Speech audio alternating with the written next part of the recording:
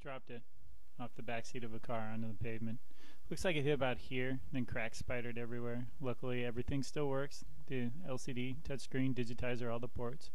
On this phone, the LCD and digitizer are separate parts, and I just need to replace the digitizer.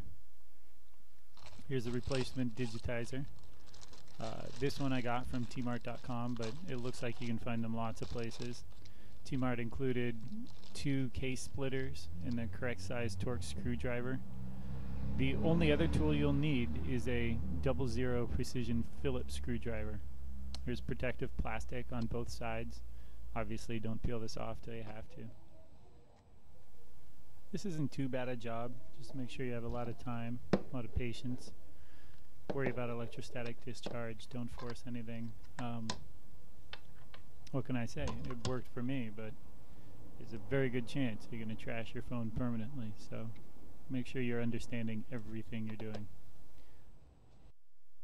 Now remove the 6 torque screws holding the back plate on.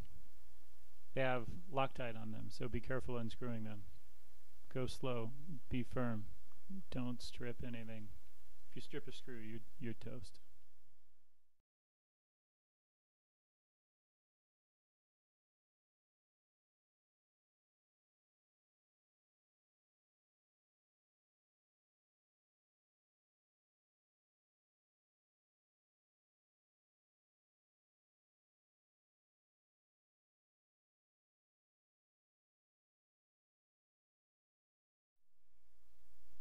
One of the screws is covered by a sticker that voids your warranty. I figured my warranty's already trashed, so I just scraped it off with an X-Acto knife. It's a pain to get all the paper out of the screw head, but easy enough. Out comes that last screw. There are the 6 tiny torque screws. Now use the case crackers to pry the back plate away from the frame. The frame is stout, but the back plate is really, really thin in places. You'll break it if you pull too hard. So go slow, be gentle, make sure to disengage the individual clips.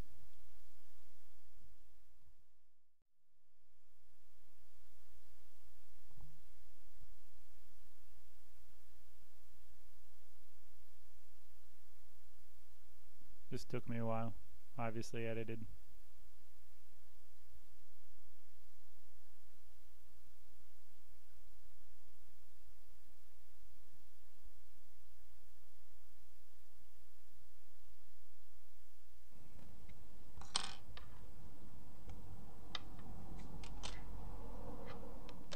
Okay, the back plate is off.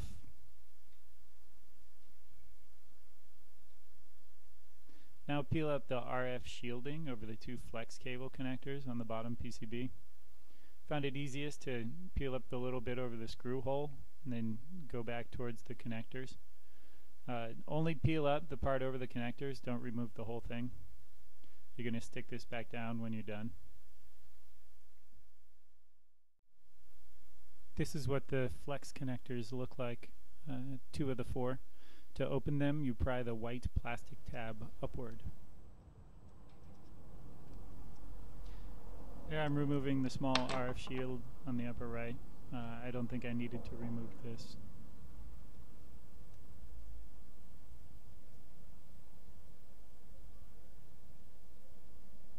You can probably leave it on. I don't remember disconnecting the ribbon in that under that connector. If I recall correctly, that's for the proximity sensor. Now I need to remove the PCBs. Be careful with the proximity sensor and the power button, of course. Here I'm disconnecting the 00 Phillips screw that holds the upper PCB down.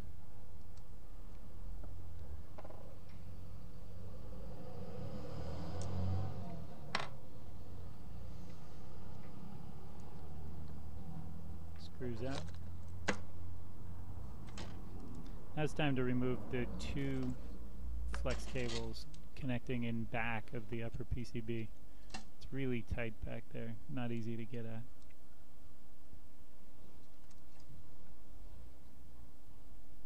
Only pull on the flex cable, not on the connector.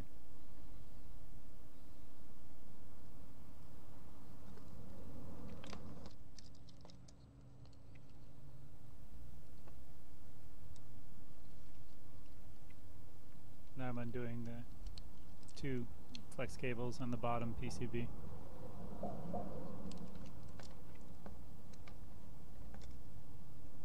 Also tight, not as bad.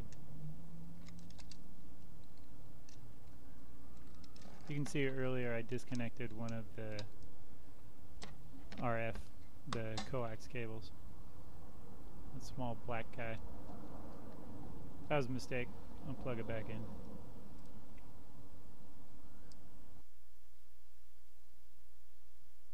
So here we are, the 2 PCBs off the back. Alright, now it's time to separate the digitizer from the frame.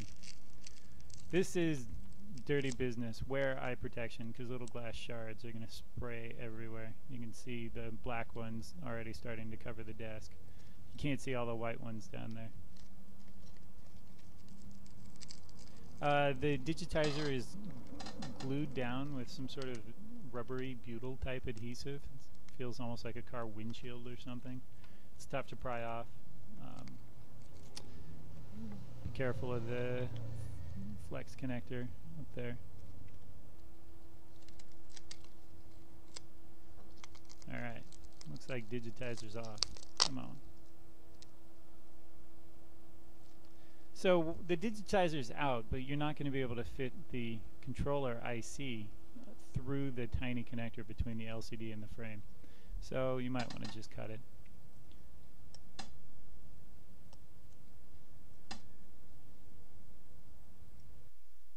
Make sure to get every last piece of the broken digitizer out.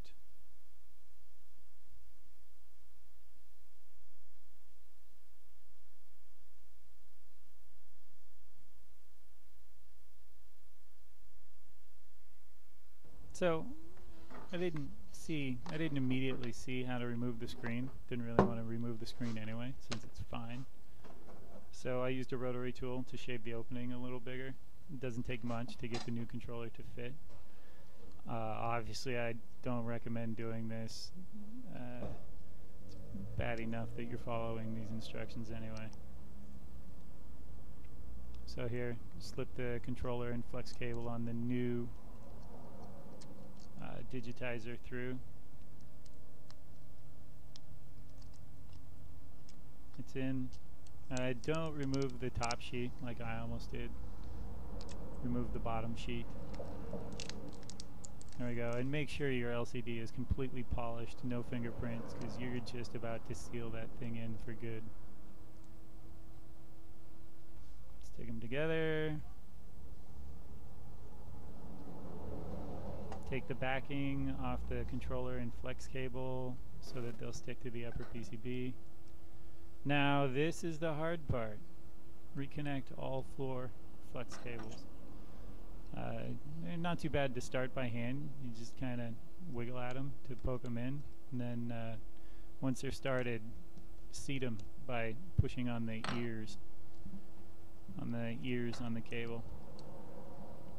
Snap the connector shut. Once they're snapped shut, now we stick the RF shield back over. When you stick the RF shield back over, make absolutely certain that it doesn't interfere with the screw hole. Life will be miserable if you manage to try to feed a screw into a hole that has RF shield in it. Okay, here, putting it back together, making sure that the RF coax cables won't get pinched between the back plate and the frame. For some reason things loosen up a little bit, so they don't go back together quite as well as they were. Snap the back plate back on. Use a tiny screwdriver to help the latches see. This is almost as painful as getting it open, but you know, as long as your PCBs are seated, then that back plate should just sort of snap on with a little bit of encouragement.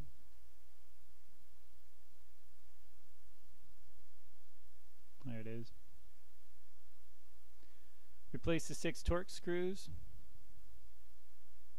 This isn't too bad.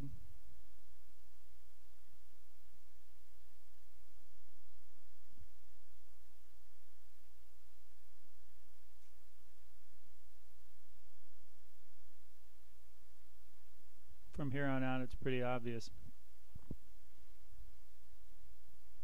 Trying to think if there's anything else to worry about while in there. Yeah, one thing.